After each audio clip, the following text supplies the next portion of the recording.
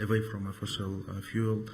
Given up all the context, I think this is all can be considered and shall be considered as success. Of course, I think it was, in all fairness, possible due to the hard work that went behind it by parties to the conference, of course by host country, and I think that has to be credited.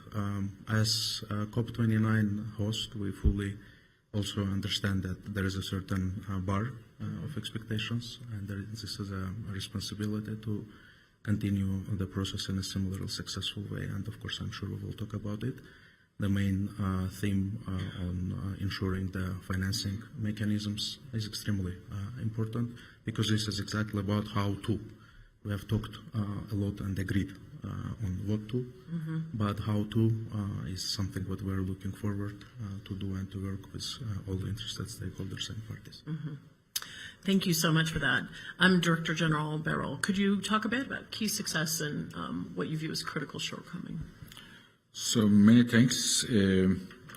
I would first of all congratulate really the COP28 presidency as well as several participants in that meeting, and a special thanks go to our fourth participant. He is not with us at the moment, Secretary Kerry.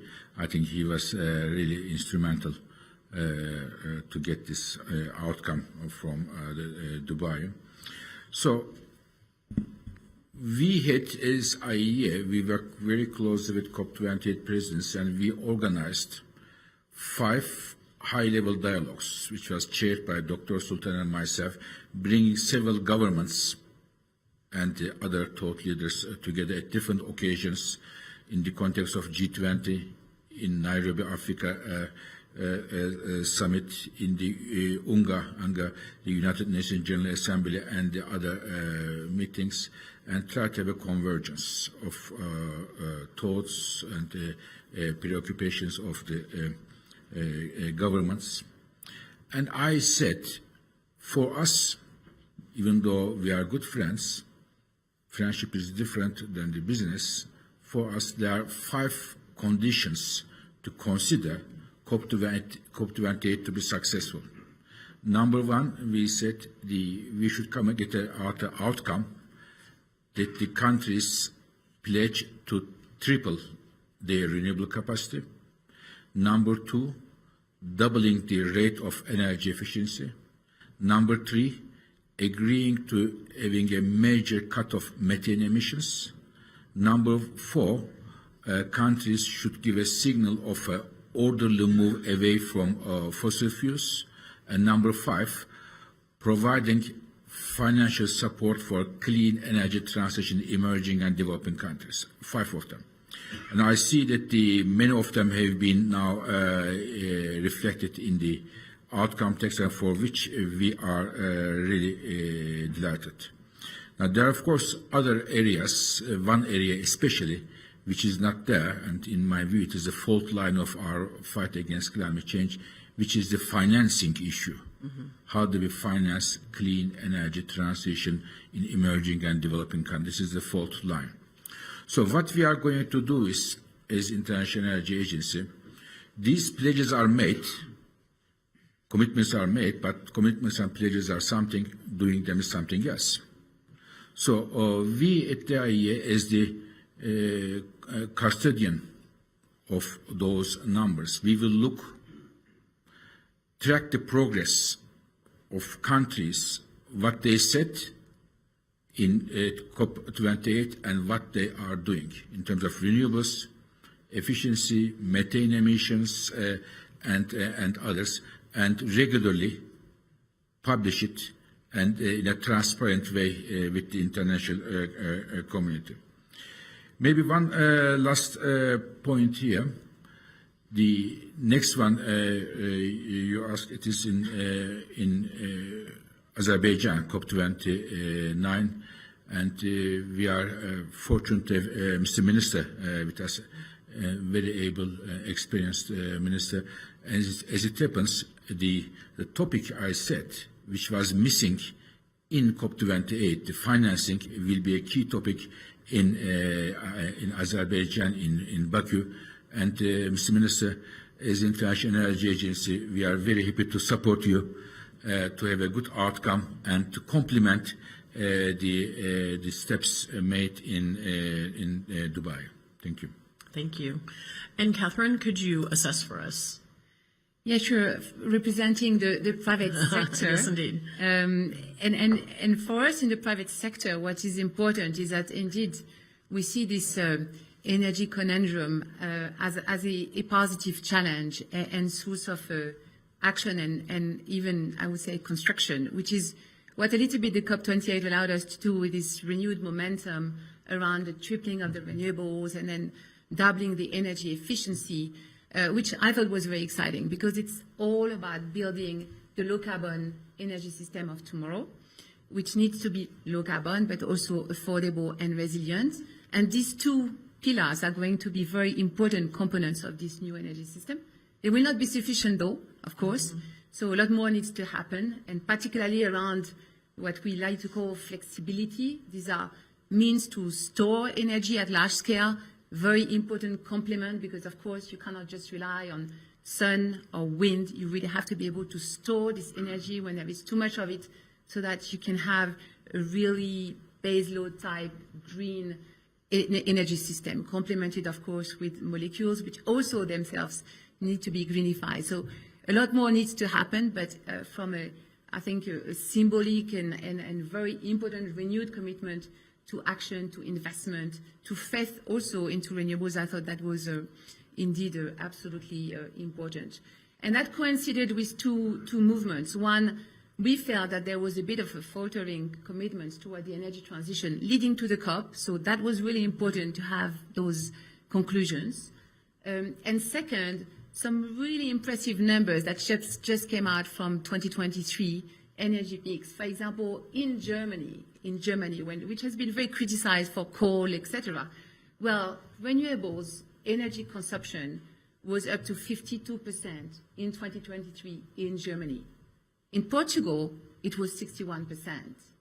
In the UK, there was 42 renewable electricity injected into the grid. That was in 2023. Mm-hmm. So it is possible. The energy transition is underway. It's well active. And I think, having the COP28 at the same time that we have these incredible numbers, I think that's very, very interesting. And then maybe final comment on the COP28 is that then there was this transition away from fossil fuel.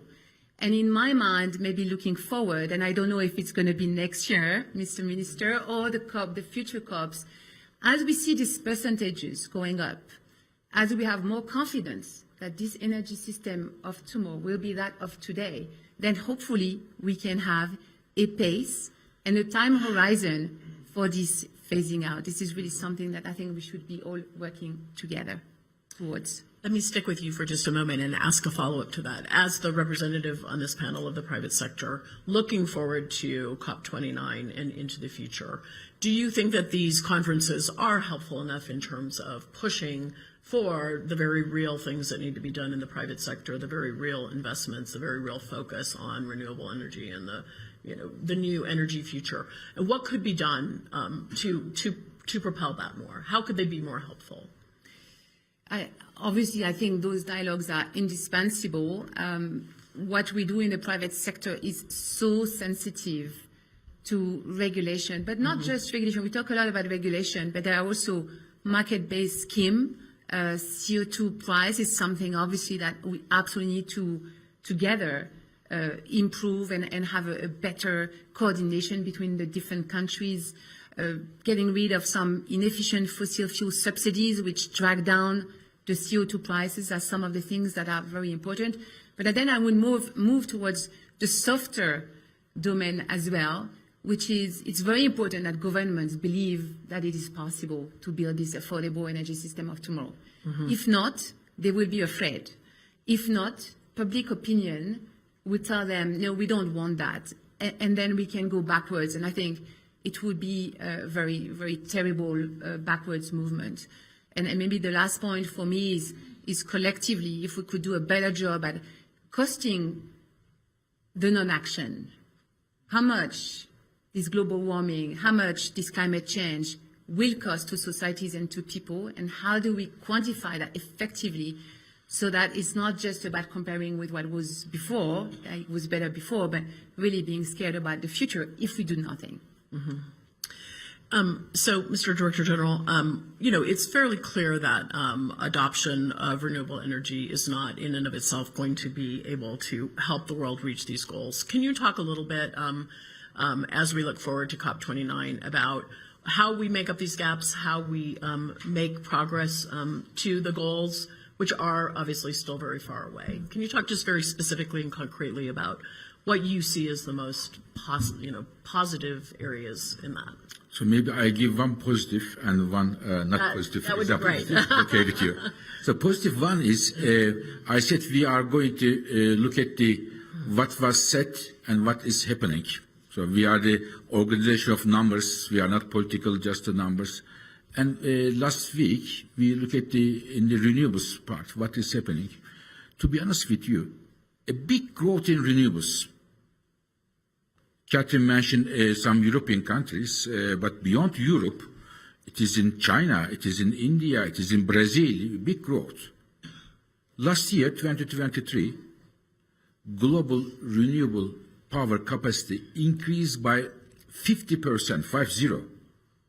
Normally, the bad things increase so much and the good things don't increase so much. Inflation increased 50%, the criminality increased but this is the renewables increased by 50%. Which means about 510 gigawatts in 1 year. It's a huge number. And mainly by solar, about 2/3 solar, but also wind and others. And to be very fair, China is the main driver here. The amount of renewables China installed 2023 is equal to the amount of renewables the entire world installed in 2022. So China alone, so China is a big driver there. So this is renewables, and we look with these policies, with these projects, how will it continue? We see that with these projects, with these policies, renewables between now and 2030 will increase the factor of 2.5. So the Dubai is 3 factor, is 2.5. So we are not there, but we are not miles away from that. So renewables are doing a good job there compared to others. This is the good news. The other not good news is, again, my key topic, financing and investment. So overall, clean energy investment is growing. 5 years ago, global clean energy investment was $1 trillion, 5 years ago, and last year it came to 1.8 trillion. So 800 million dollar of increase. So what is the bad news here? Bad news is the following. All this increase came from the advanced economies and China. There was no great increase or increase at all from the emerging and developing countries. This would be, in my view, the point that we need to pay attention. This is for me the bad news. This is for me the fault line of fighting against climate change globally, how we are going to finance the clean energy. And as such, maybe I go back to COP28 once again in front of everybody. Thanks Secretary Kerry for his great achievement to get a good result from Dubai, Mr. Secretary. Thank you very much. Welcome, Secretary Kerry. We are very grateful to have you here with us. We had asked everyone, if you wouldn't mind jumping in right at the beginning, to just assess for us the one critical success and one critical failure from COP28 as we then turn our attention to COP29. Well, thank you, and my profound apologies to everybody for being late. I had a meeting with Premier Li Qiang, which was unexpected, but it was important enough that it sort of upset the schedule, and I apologize to everybody. Also, we were upstairs in a meeting with major corporate leadership, which is critical to the decision-making that will decide whether COP28 is as meaningful as some of us think it truly is. So let me answer the question, and I'm not I'm not reaching for a conclusion that I don't think is there when I say that it's not just one thing that was really quite significant here. This COP, I've been to COPs since we set it up in 1992 in Rio, and so for years with Kyoto to Copenhagen, Poland, various places, I've seen how this can work and how it cannot work. And Paris was a direct result of it not working in Copenhagen. And the conclusion we all came to is that every nation had to make up its own plan. Not exactly the most effective thing, but it's the best that could be done. What happened with both Glasgow and Sharm el-Sheikh building towards it was that in Dubai, we were able to change that paradigm to some degree with one critical paragraph. And that paragraph is that we must transition away from fossil fuels. Remember, we could not get a resolution between phase out, phase down in Glasgow. And there was no mention of this in Paris. But in Dubai, 195 countries, including oil gas producing countries, came to consensus that we must say to the world that we must transition away from fossil fuels. But they didn't leave it there. That's not where it stopped. This is the largest success, is that it said in keeping with the science, which means once again reinforcing the 1.5 degrees, which the science has now settled on as critical. And it also said, in furtherance of the objective, which we all accepted, of having a net zero by 2050, which is a hard stop plan. And finally, the critical words, accelerating in this decade. Now, when you add all of that together, folks, and 195 countries have signed off on it, that is a profound, important paradigm shift, because everybody is now working by a stronger guidepost, a guideline, a guardrail, if you will, which is that we must achieve by 2030 the 43% minimum reduction globally, and that we need to do other things. Now, you add to that that in Dubai, we had 1 day committed to methane. China and the United States stood up on the same podium and came together saying, here's the China plan, here's our plan, we're going to work together. We actually created a working group, which we just met on the other day with Xie Zhenhua, my counterpart, who's retiring. But we decided that this working group is going to work together to help implement on the methane. That's a big deal.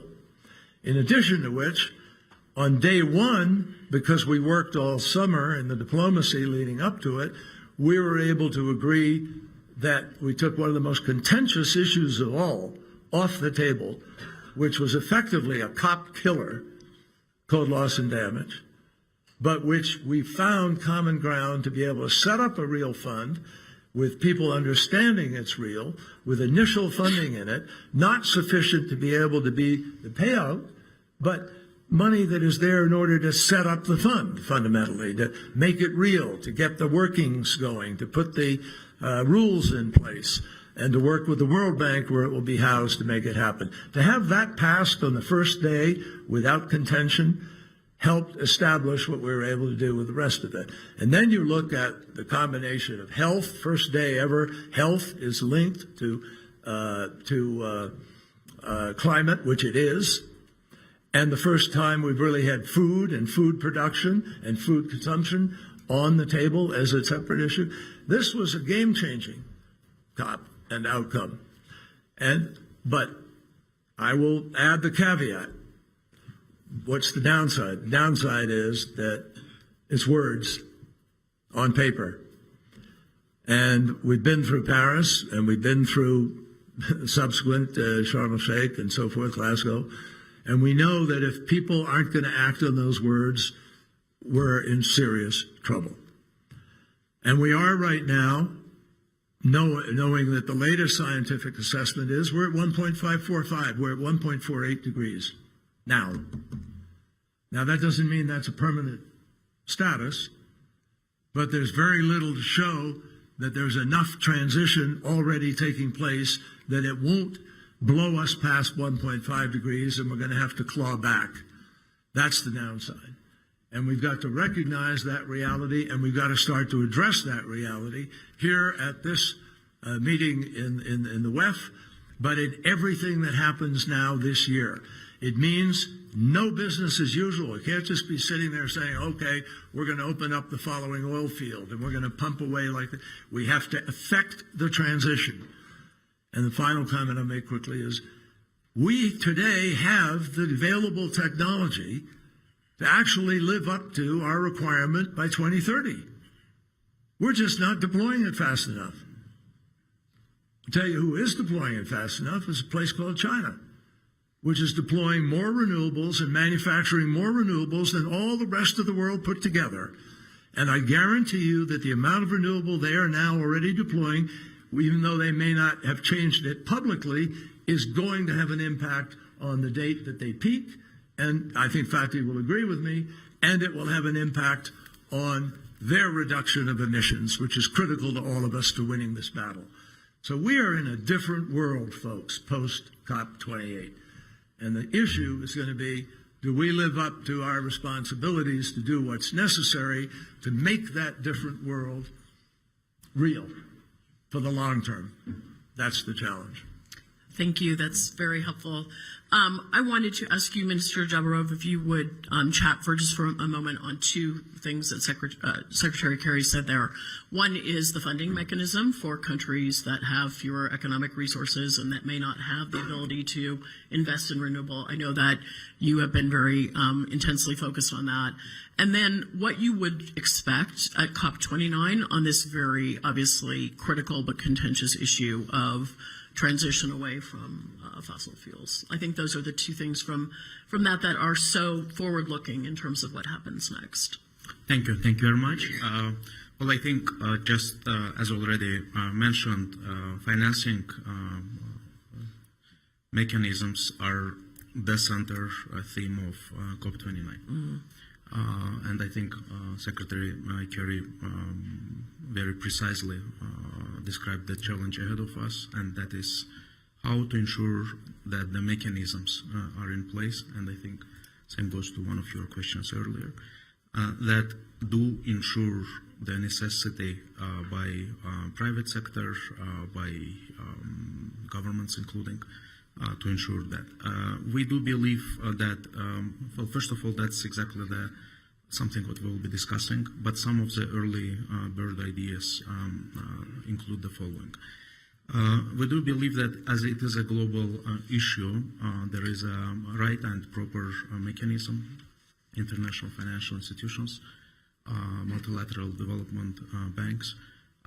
So these are important partners in the game, and alignment in terms of goals and means of how to get there seems as an obvious choice and solution.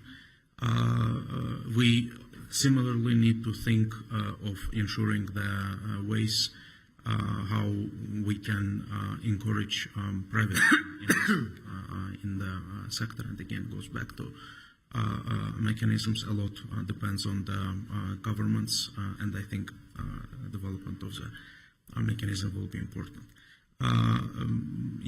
Talking about example of Azerbaijan, yes, we have been making a conscious choice of using revenues of the country, including from the fossil fuels, to start energy transition. And I think in our particular case, we are well ahead of our target of having 30% of our energy needs satisfied by 2030. Now we think we can achieve there around 28 if we continue on the same path. And maybe last point that I will make, I guess one of the lessons which we learned from previous COPs, most notably from COP28, is that exclusion doesn't work.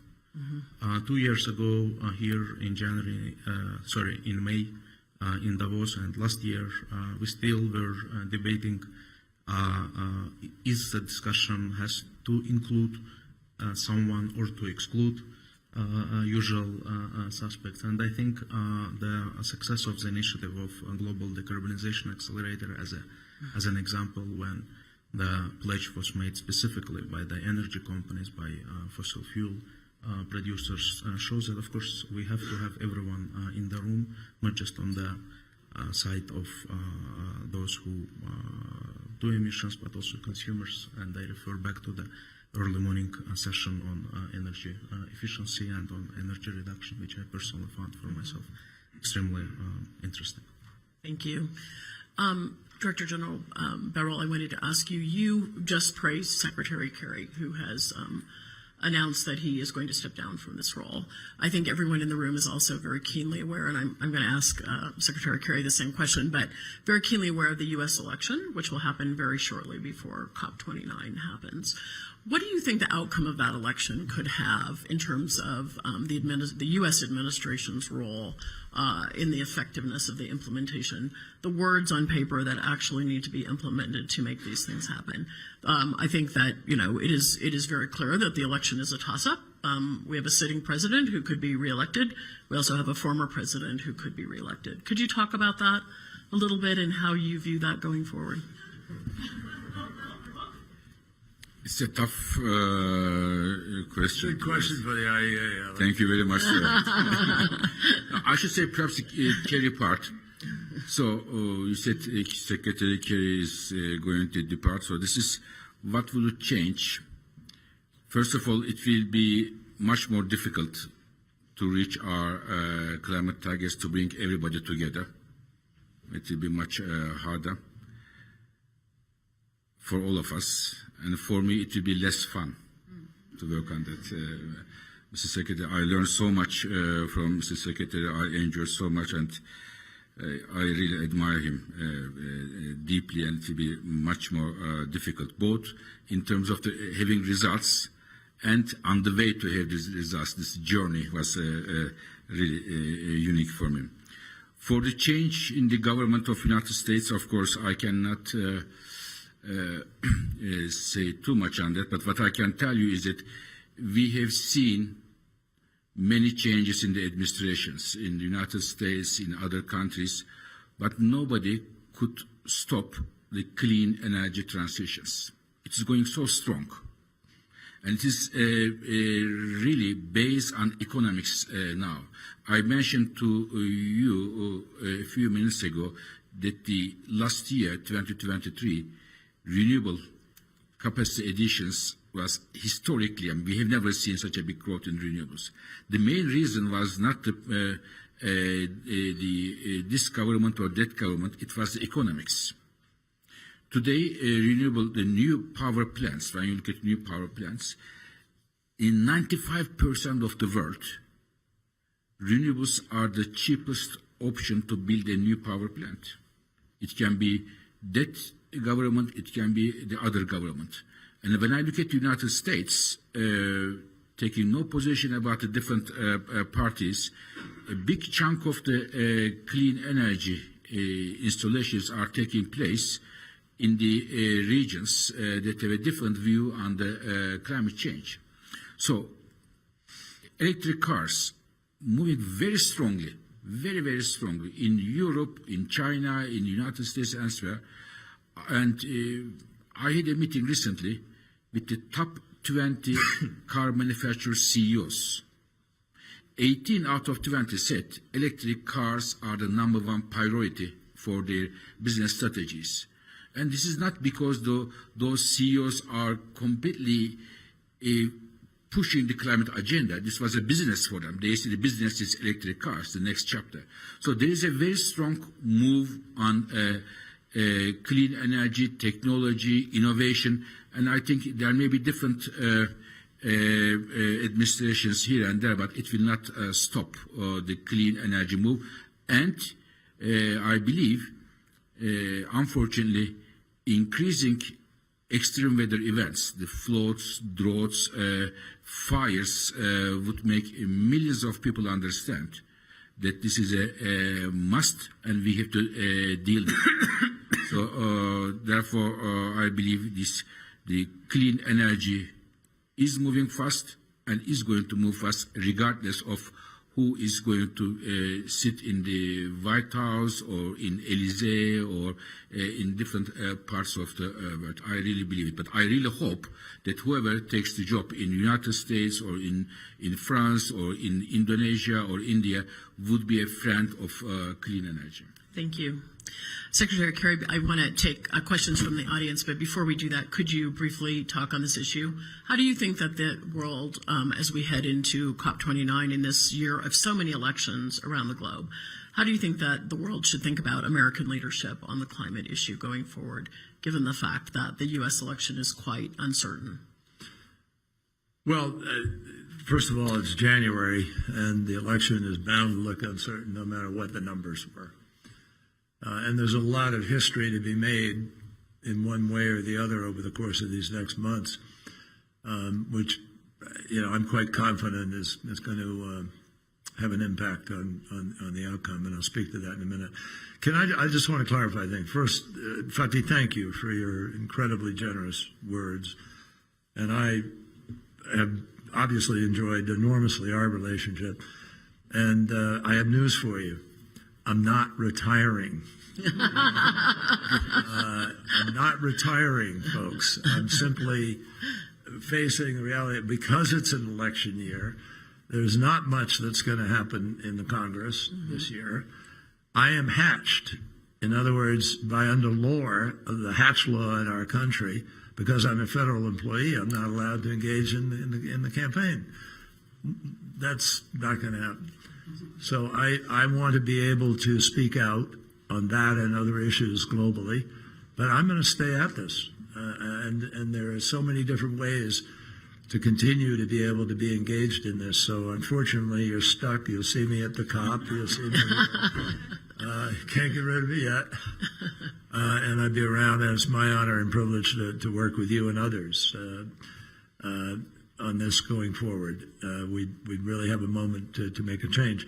And I'm very excited about the prospect. I think the private sector is going to be critical to our ability to meet this challenge, and I intend to be engaged in that. So enough on that.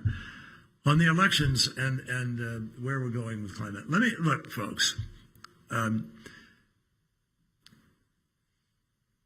People will want to scare people and say, oh, my God, and to some degree, there's a proposition that suggests that one candidate or another may scare some people. But let me be clear. CEOs of the largest corporations in the world are really smart people. And they may make a bad judgment here or there, but it's not, they know what they're doing. There's no way that the companies I talked about earlier, and particularly Ford. Do you think Ford and General Motors and Mercedes and Volkswagen and Hyundai and Toyota and all these, and Mercedes and whatever, do you think those CEOs are going to say, oh my God, they just elected a new president, let's go back and build internal combustion engine cars? Not on your life. Not happening. This economic revolution is underway, and it's much bigger than any politician, any one person. Even when Donald Trump was president of the United States, guess what? 75, he pulled out of Paris, but the American people and the governors stayed in Paris. We have 37 governors, Republican and Democrat alike, who implemented their renewable portfolio laws, and they continued to deploy clean electricity and clean energy and so forth. That's not going to change. Even when Trump was president, 75% of the new electricity in the United States of America was from renewables. And now it's about 90 and 95% or something. So we're on this road. 85% of the IRA money, the Inflation Reduction Act money, guess what? It's going to red states, as they're called. You think those congressmen are going to turn around and say, hey, take those jobs away from here now? I don't think so. So I just don't see that happening. And I think the American public, this is going to be one of the reasons I want my voice back to be able to go out and get involved, is this issue is a voting issue. And people ought to go to the polls because they want to continue down this road and see this new economy emerge and not have air that kills them and gives them diseases and sends their kids to the hospital in the summer from environmentally induced asthma and so forth. The arguments for why we need to continue this are profound and critical and really will make a difference, I believe, as it gets out there. So I'm optimistic about where we're going to wind up, and there are some very serious criminal charges still pending with respect to what amounts to insurrectionist activity in your country, in our country, lack of upholding the Constitution and so forth. I'm not going to talk about the politics of it, but everybody knows this is a very volatile and profoundly long period of time that's going to play out. And just don't get caught up making judgments today. Keep your eyes focused on the prize. Do what we need to do to implement what we did in Dubai. Do what we need to do to get those renewables out there that are able today to help us meet the standard by 2030. Let's not lose the options we have still available to us. That's the key here. And forget about the politics for the time being. And you'll see a playing field to start to take shape by summertime and so forth. But I have confidence in the American people who made the right choice in 2020, and we'll see where we come out here. Thank you. We're going to squeeze in one quick audience question, and then we're probably going to have to wrap up. Go ahead, sir. We're going to bring you a microphone really quick. Want to make sure we get a little audience participation here. Swiss Parliament, I thank you for your work at the COP, and I also agree with your story. Solar has won the race, the electric car has won the race, but Mr. Kerry, you also said that we're so close at this 1.5, and we might to crawl back, and to meet 1.5, science also says we need these negative emissions, and for the negative emissions, the economic is different, there you need a price on carbon somehow to get this rolling and scaling this up. Perhaps you can outline how you see that we will scale up these negative emissions in time to meet our climate targets. You want to go first? Well, Fatih is the expert on what's going to happen in terms of the emissions and the temperatures. But the fact is that I think, the heart of your question is really, will we be able to claw back? Is that what you're asking more than anything? Or is it...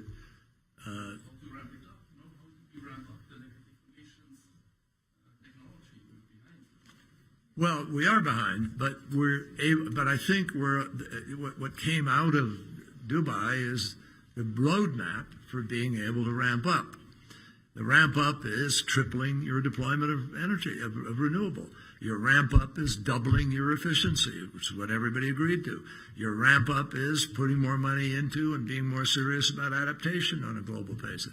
Your ramp up is developing those technologies, which we're doing with the IRA, and beginning to put them out there through blended finance and other mechanisms where we de-risk the deals and attract the capital that is necessary to make this happen.